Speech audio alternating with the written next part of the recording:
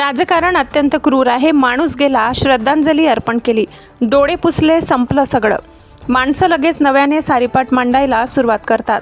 आता दादाचंच बघा ना. दादा जाऊन अजून 2 दिवस झाले नाहीत. परवा तर त्यांचा अंत्यविधी झाला. त्या सरणाची धग अजून शिल्लक असेल.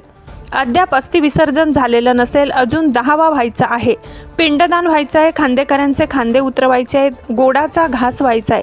आणि त्यांच्या लगेच कोण उपमुख्यमंत्री होणार, अर्थ खाते कोणाला मिळणार, दोन्ही राष्ट्रवादी एकत्र येणार का, अशा चर्चा सुरू झाल्या. राजकारण्यांचं एक बरं आहे, नेता गेला की त्याची जागा त्याच्या बायकोच्या अथवा मुलाच्या ओंजळीत टाकली जाते आणि याला आपण म्हणतो लोकशाही.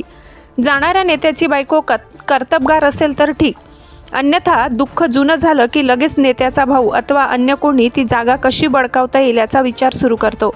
महाराष्ट्रात आपल्या भावाच्या पश्चात अनेक डोमकावड्यांनी त्या जागा बळकावल्या आहेत. जागा बळकावायला हरकत नाही, परंतु जनसेवा तरी करावी. पण कसले काय? सगळ्यांनाच केवळ पद हवे असते.